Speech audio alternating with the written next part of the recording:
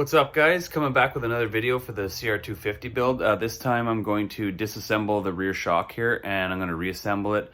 And I got a rebuild kit, so everything's going to be all fresh and new, fresh oil, all that stuff. So I'm going to get started disassembling that right now. So I've got the shock partially disassembled just because I'm trying to get my spring here out to powder coat. So all you do to get your spring off is when it is on here, you loosen this nut off and you back it off to the, I guess what would be the top of the shock. And this same with that one too. And you loosen the spring up enough where this piece here, so it'll be sitting like this against the circlip that's in there. So you'll have to hit that down and then get that circlip out and then bring this off. And after that, you're ready to start disassembling the rest of the shock. But the first thing you're going to want to do is let out all the nitrogen. So that'll be in this little Schrader here. So there won't be much in there, so you just push that little tab in there and it'll let the nitrogen out. Take the little tab and push it down. So what I'm gonna do now is actually take this out here. Usually these are peened on these shocks, but this one isn't, I noticed. So what I'm gonna do is just take that out and then just drain it into a bucket. And you just work the shock up and down, make sure everything's drained, and then you shouldn't have a big mess, or as much of a mess when you start pulling this stuff out.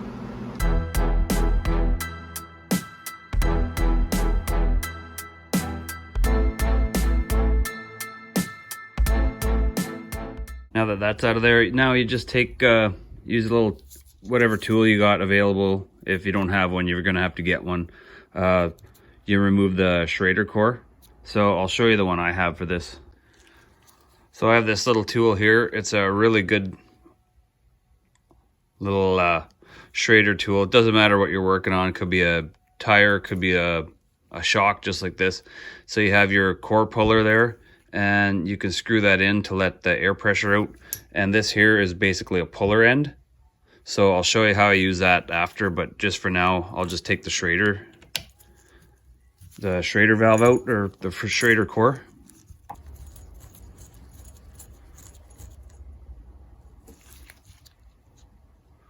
So now that that's out, now you can push this dome down and you reveal a circlip in here, and you just get that circlip out. And then I'm going to put this end onto there, under the threads, and just pull it out.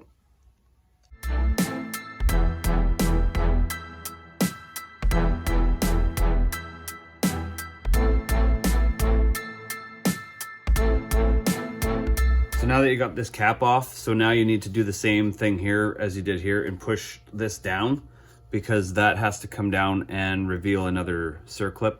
And then when you get that circlip out, you pull the whole assembly out with it.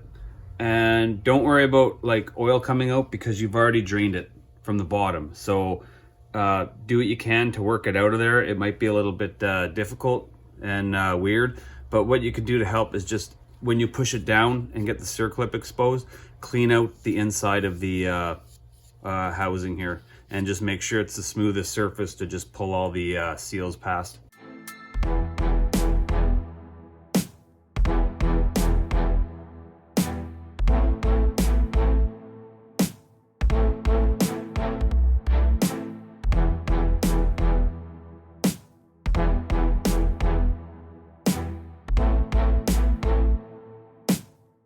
So I got the valve stack out on the bench here, which I mean by this is the valve stack. This is just the seal, and I'm not sure if this is like a buffer spring or something like that, but you can see, I kind of thought this shock might have been serviced, because the shock bumper is in such good shape, but it looks to me like someone ground down the top of the shaft here. Usually that's like a lot wider. It sticks out over the top of the nut. So you can't pull it off. You usually have to grind it down. But I think I'm going to be able to pull this right off. I don't notice any peening marks, which should be done. You should stake it when you're done if you service it. But I got a PivotWorks service kit. So I'm gonna pull that out right now and just see what's in there. So that is the brand new Pivot Works kit. It comes with the nitrogen bladder. It comes with a brand new nut for the top of here. And it comes with this bushing guide bushing. And in behind this guide bushing on there is 2 O-rings. So you can replace those.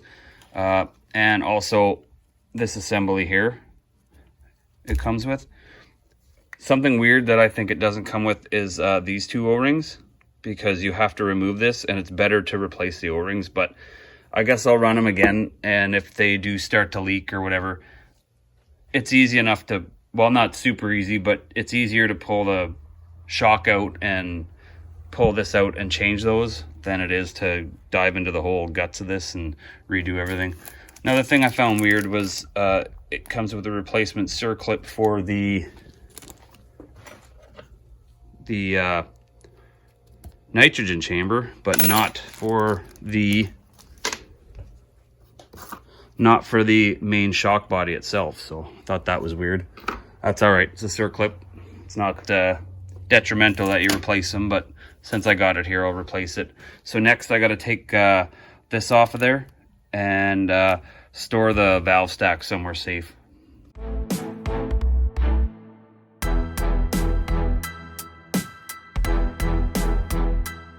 So this nut came off like super easy, so that tells me that it's definitely been serviced before. So when I do put it back together, I'm going to use some Loctite. There was no Loctite even used, and I'm going to stake it or peen it. And I took a picture of how this assembly goes. So now I've got a bit of cleaning to do. So now I've got to take everything kind of apart and then clean it up, and then I'll start reassembling it.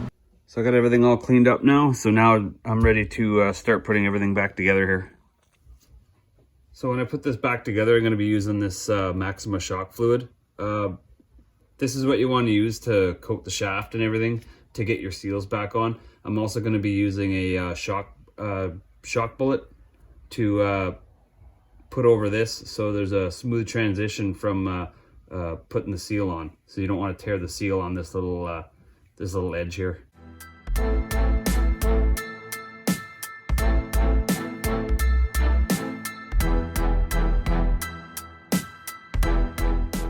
So now that you've got all this assembly back together, you've got your valve stack back on, you can put the Pivot Works supplied nut back on and torque it down. And this here is a lock nut, but I think I'm going to, just so to make sure this doesn't come off, I'm going to Loctite it, and I think I'm going to put a small peen there, just like some kind of a little stake. But first of all, I've got to go look up the torque spec.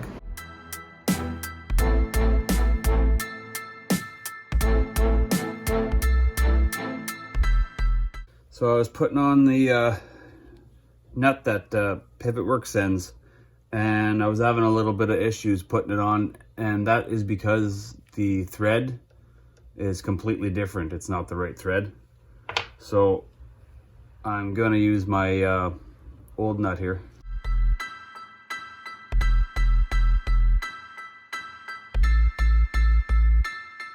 All right, so I got it all torqued in there now, and I'll show you what I did for just a small peen, like just a really small peen. I'll see if I can get it into focus here. You see that little mark there? So that is not going to prevent the nut from moving. That's going to prevent the nut from coming off. So if someone else comes in after this and wants to take this nut off, it won't be an issue for them. They'll just have to power through the peen a little bit. They shouldn't screw up the threads too much. So that's all that's for, is just so this doesn't come off and your shock doesn't fall apart. So the next step is you have to cut this little guide bushing off and replace the O-rings on the inside of here, and then replace the guide bushing with a new one. So when you put the new guide bushing on, it is insanely hard to get that new guide bushing up over this valve stack. So I'm going to show you a little technique I use. It's the new one. You take the new bushing and you heat it up, put it in some hot water. It doesn't have to be boiling, just hot water, just to make it a little more pliable. And what I do is I cut up a solo cup and I wrap it around and put the guide bushing over it. and slip it on over that, and then just pull the solo cup out of it after.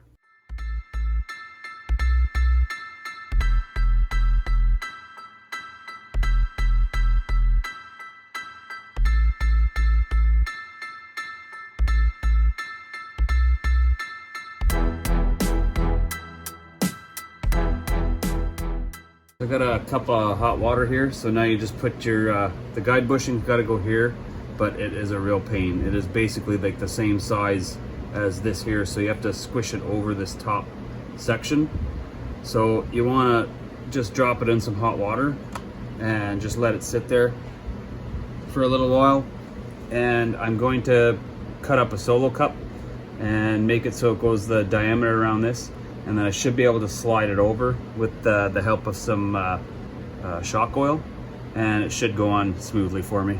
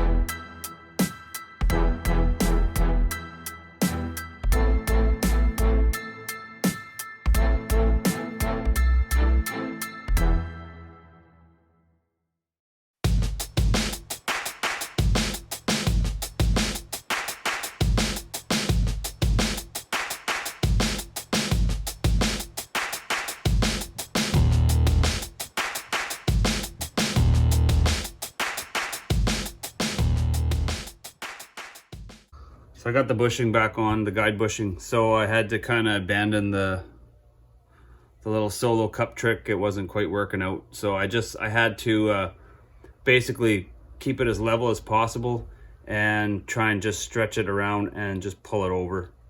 So now this can go back into the shock body. So I'll make a little edit here. I had to go back and put these two nuts on, so I had to take this assembly back out and get these on. So make sure you put these back on the shock body before you put this assembly back in. So what I'm going to do here is just oil this up and put it in and put the circlip in, and then bring it up all the way and then put it together the rest of the way. And then I'll move on to do the nitrogen bladder, and then I'll flip it around and I'll fill it full of oil.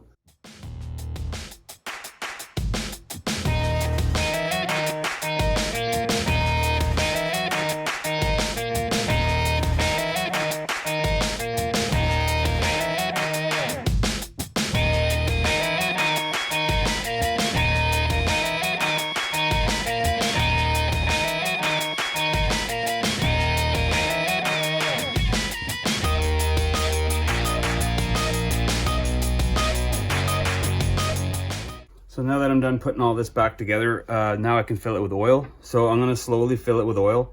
And then when I get it up to, it's hard, you can't see, but there's a little hole right here.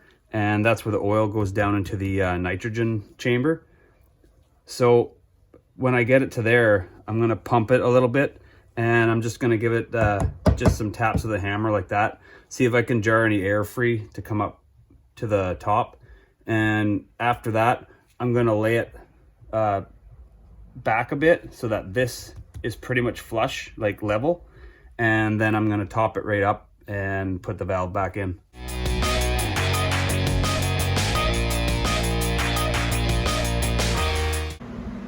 Alright, so I got everything put together here now. I had oil go absolutely everywhere on me, so I had to stop filming and tidy everything up here because it went all over the place. I kind of pumped this a little bit just to see if I can work some air out, and it just shot everywhere. So I guess you can learn from my mistake and don't do that. So just go ahead and when you have this out, just fill it up, and then I tilted it back level again and just filled it up a little bit more. And then when I was done that, I tapped it with the hammer along the case and body, and very minimal air came out. So it does a pretty good job of getting all the air out of there while you fill it. So Now I'm going to put some air in it and just function test the shock. All right, so I'm just going to quickly show how this is supposed to react with the nitrogen bladder charged. So I've got about 100 pounds of air in it. So when you press it down, you should have the rebound adjustment all the way open. So turn it counterclockwise until it stops turning,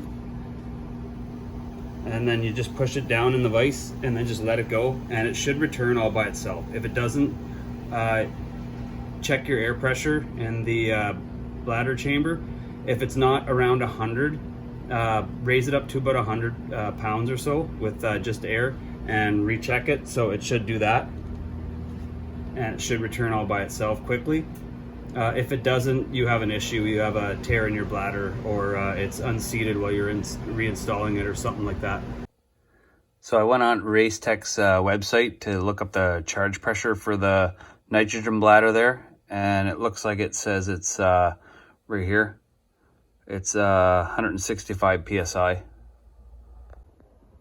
So that's going to be it for this video, guys. I got to take this somewhere else to get the nitrogen chamber charged. So if you guys want to follow the rest of the build, make sure you subscribe and hit the notifications bell. And as always, thank you very much for watching.